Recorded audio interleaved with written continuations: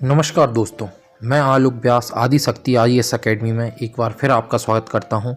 आज के इस भारतीय संविधान की यात्रा के भाग 4 में हम भारतीय संविधान के विकास का द्वितीय चरण प्रारंभ करेंगे। इसे द्वितीय चरण इसलिए कहा गया है क्योंकि प्रथम चरण में हमने देखा कि ईस्ट इंडिया कंपनी ने किस प्रकार भारत में अपना शासन अधिनियमित किया, और द्वितीय चरण में हम देखेंगे कि किस प्रकार जो ब्रिटिश गवर्नमेंट या British crown east India company के ऊपर अब तक प्रत्यक्ष रूप से नियंत्रण स्थापित करके भारत में अप्रत्यक्ष रूप से शासन कर रहा था। अब भारत सरकार अधिनियम 1858 के तहत पूर्ण रूप से ब्रिटिश संसद या ब्रिटिश गवर्नमेंट या ब्रिटिश क्राउन भारत में प्रत्यक्ष रूप से शासन करना प्रारंभ करता है। तो हम कह सकते हैं कि भारत के संवैधानिक विकास को इसीलिए दो भागों में बांटा गया, एक तो कंपनी के अधीन शासन व्यवस्था और दूसरा ब्रिटिश ताज के अधीन संवैधानिक विकास। इसी ब्रिटिश ताज के अधीन संवैधानिक विकास का जो क्रम है, भारत सरकार अधिनियम 1858 से प्रारंभ होता है। कैसे? तो इसकी पृष्ठभूमि हम देखते हैं प्रारंभ में, संक्षिप्त में। तो टाइम आता है 1857, जिसे हम भारत का प्रथम स्वाधीनता संग्राम कहते हैं। 1857 के युद्ध में जब भारत के वीर सपूतों के द्वारा ब्रिटिश ईस्ट इंडिया कंपनी का विरोध कर दिया जाता है, तो ब्रिटिश सत्ता की जड़ें हिल जाती हैं भारत में, जिसके कारण क्वीन विक्टोरिया व ब्रिटिश गवर्नमेंट बहुत ज़्यादा घबरा जाती है कि कहीं भारत पर उनका उपनिवेशक शासन जो है वो समाप्त ना हो जाए।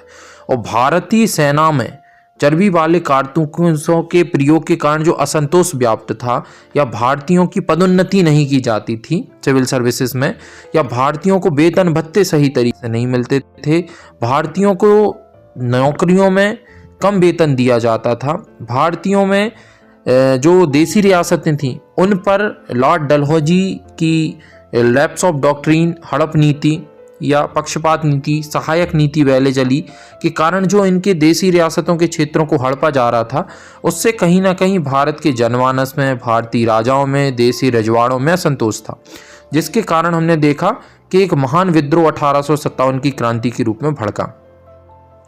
तो ईस्ट इंडिया कंपनी में व्याप्त असमानताओं और भ्रष्टाचार पर नियंत्रण लगाने के कारण तथा एक प्रकार से भारतीयों को यह बताने के कारण कि जो भी यहाँ पर गलत काम हो रहे थे वो ईस्ट इंडिया कंपनी कर रही थी, ब्रिटिश गवर्नमेंट नहीं, क्वीन विक्टोरिया नहीं। इसीलिए पूर्ण रूप से ईस्ट इंडिया के शासन को समाप्त कर दिया गया तथा प्रत्यक्ष रूप से ब्रिटिश क्राउन का शासन भारतीय क्षेत्रों पर लागू कर दिया गया। तो इस तहत हम कह सकते हैं कि ब्रिटिश ताज के अधीन भारत सरकार अधिनियम 1858 जब पारित हुआ, तो पूर्ण रूप से भारत का शासन जो है ब्रिटिश क्राउन या ब्रिटिश रानी विक्टोरिया के हाथों में चला गया और ईस्ट इंडिया कंपनी से पूर्ण रूप से प्रशासनिक अधिकार भी छीन लिए गए। तो मैं पॉइंट टू पॉइंट आपको बताता जाता हूं। इस अधिनियम को 1857 में हुए विद्रोह के पश्चात लाया गया, जो कि भारत में शासन व्यवस्था में व्याप्त दोषों को समाप्त करना था इसका खास उद्देश्य, ताकि भारत में शासन व्यवस्था में व्याप्त दोषों को समाप्त किया जा सके तथा बेहतर शासन प्रणाली प्रदान की जा सके, ताकि भारतीयों में जो व्याप्त असंतोष है उसे कम किया जा सके तथा भारतीयों को उनके असंतोष को समाप्त करने के साथ साथ ब्रिटिश हितों को भी साधा जा सके, ताकि भारतीयों में विद्रोह भी ना हो और ब्रिटिश हित भी बने रहे और भारत ब्रिटेन का उपनिवेश भी बना रहे। इस अधिनियम द्वारा भारत का शासन ईस्ट इंडिया कंपनी से छीनकर ब्रिटिश क्राउन के या ताज के हाथ में दे दिया गया। इसीलिए इसे ब्रिटिश ताज के अधीन संवैधानिक विकास हम बोल रहे हैं, क्योंकि पूर्ण रूप से भारत का शासन ईस्ट इंडिया कंपनी से छीनकर ब्रिटिश क्राउन को दे दिया गया। इस अधिनियम के समय ब्रिटेन के प्रधानमंत्री लॉर्ड डरबोर्ड थे। ये इंपॉर्टेंट क्वेश्चन याद रखिएगा।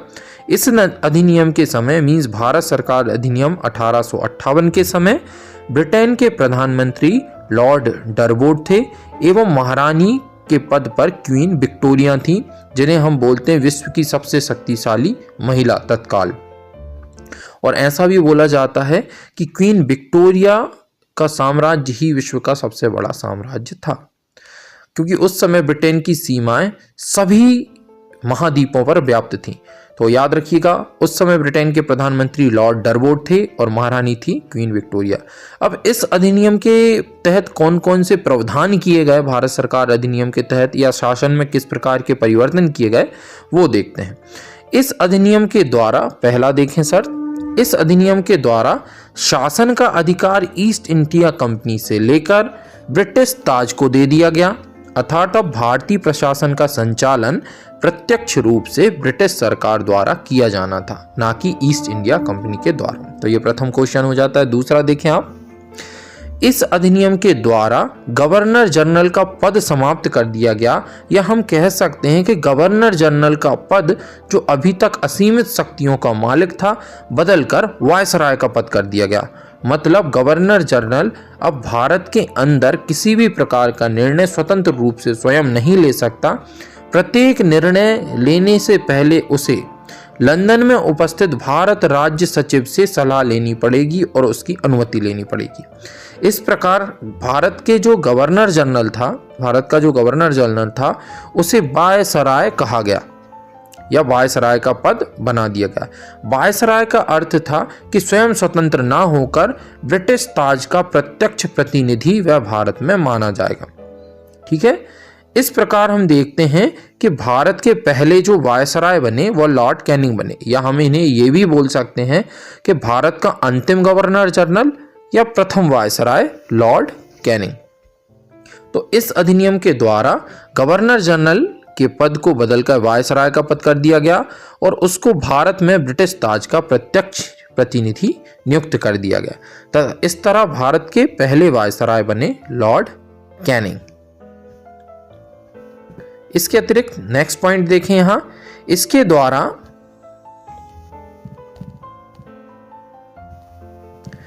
द्वारा भारत के राज्य सचिव पद को निर्मित किया गया। तो ये एक बहुत खास चीज बनती है यहाँ पे कि ब्रिटिश ताज के हाथ में भारत का शासन प्रत्यक्ष रूप से चला गया, किंतु क्वीन विक्टोरिया तो कोई सीधा शासन करने वाली नहीं है भारत पे।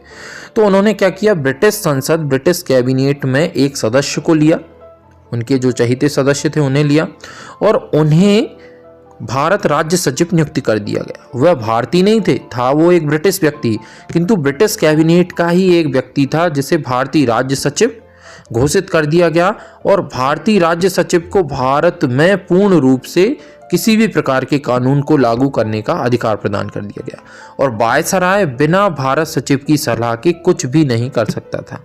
अब वायसराय अकेला कैसे काम करेगा, इसके लिए ब्रिटिश संसद के द्वारा वायसराय की सलाह के लिए, वायसराय के कार्यों में सहायता करने के लिए 15 व्यक्तियों की सलाहकारी परिषद बनाई गई, जिसे हम भारत राज्य सचिव की सलाहकार परिषद कहते हैं। इसलिए भारत सरकार अधिनियम 1858 के बाद जितने भी अधिनियम आएंगे उनमें लिखा होगा 1861 का भारत परिषद अधिनियम।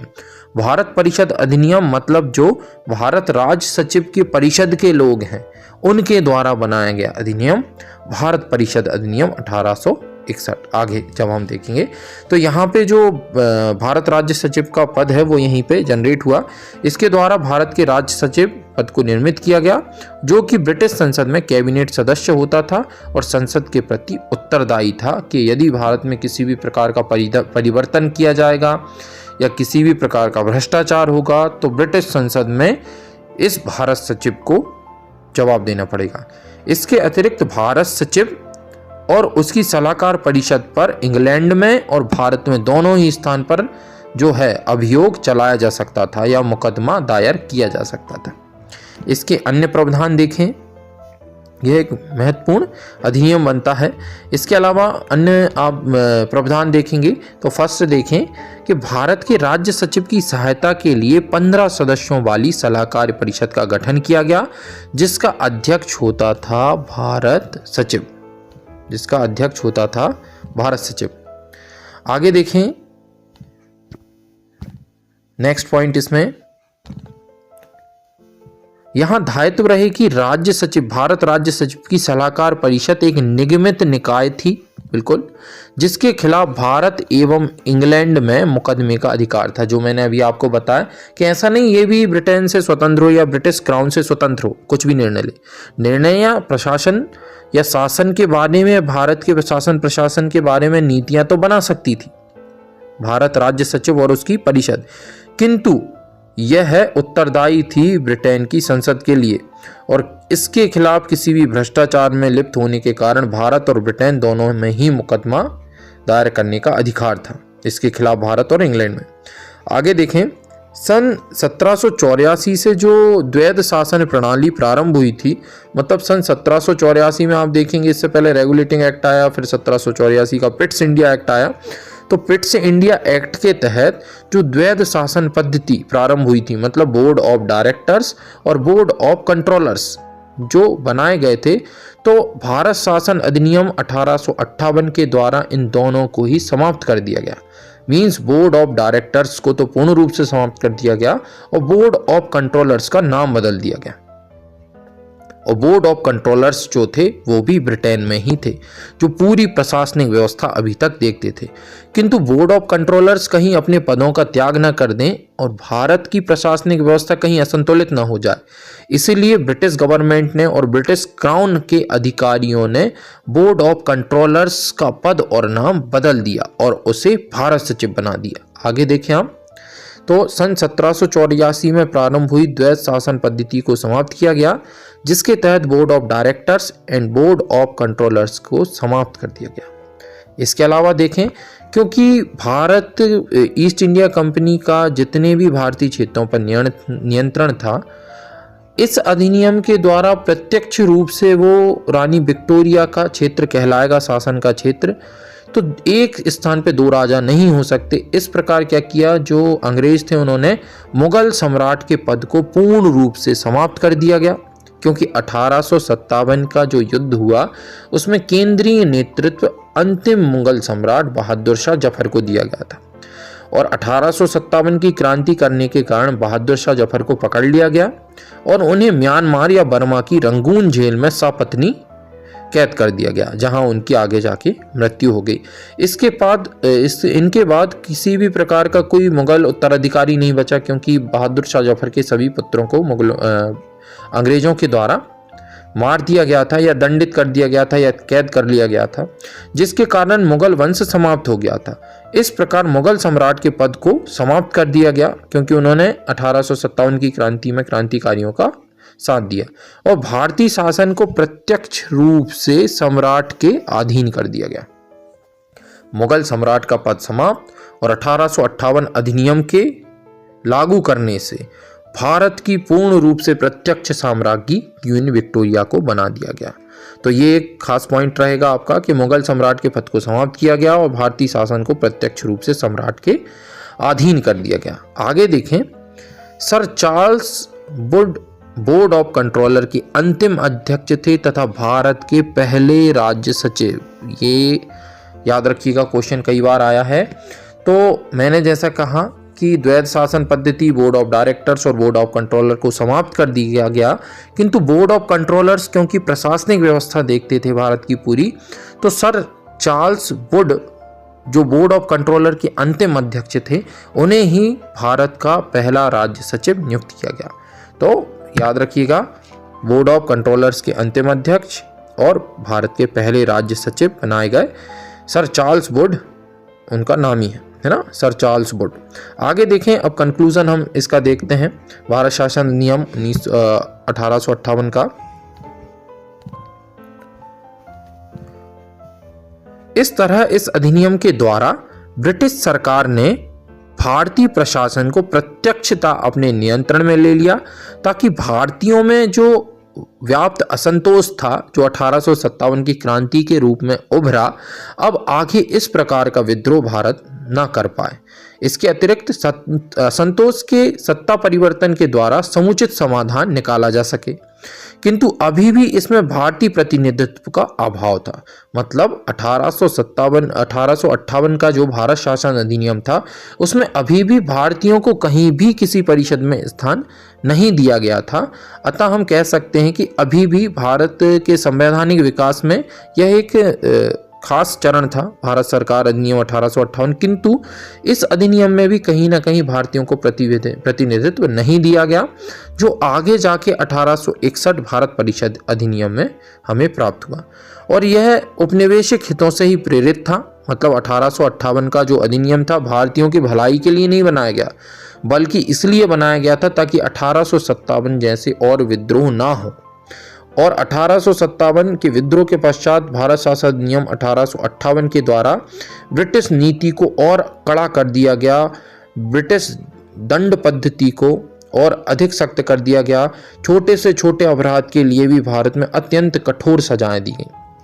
तो हम यहाँ कह सकते हैं ताकि भारतीयों में व्याप्त असंतोष के सत्ता परिवर्तन के द्वारा समुचित समाधान निकाला जा सके, किंतु अभी भी इसमें भारतीय प्रतिनिधित्व का अभाव था और यह उपनिवेशिक हितों से ही प्रेरित था। किंतु सत्ता के विकेंद्रीकरण में आगे कुछ बदलाव अवश्य देखने को हमें मिलते हैं। क्यों विकेंद्रीकरण ऐसे हो गया कि अब वायसराय अकेला कुछ निर्णय नहीं ले सकता, वायसराय की भी कार्यकारी परिषद होगी। दूसरा, वायसराय जो है भारत राज्य सचिव की सलाह पर कोई भी नीति लागू करेगा। भारत राज्य सचिव अपने परिषद के सदस्यों की सलाह पर नीति बनाएगा और वायसराय और भारत सचिव मिलकर ही भारत की अन्य अधिनियम या नीति तय करेंगे। जैसे हम भविष्य में देखते हैं मार्ले मिंटो सुधार, मॉन्टेग्यू चेम्सफोर्ड सुधार, इस प्रकार। तो कहीं ना कहीं हमें भारत सरकार अधिनियम 1858 में सत्ता के विकेंद्रीकरण का कुछ हमें रूप देखने को मिलता है। धन्यवाद। कल हम फिर आगे के चरण में भाग 5 में मिलते हैं, जिसमें मैं आगे के भारत संवैधानिक विकास के चरणों को बताऊंगा। धन्यवाद।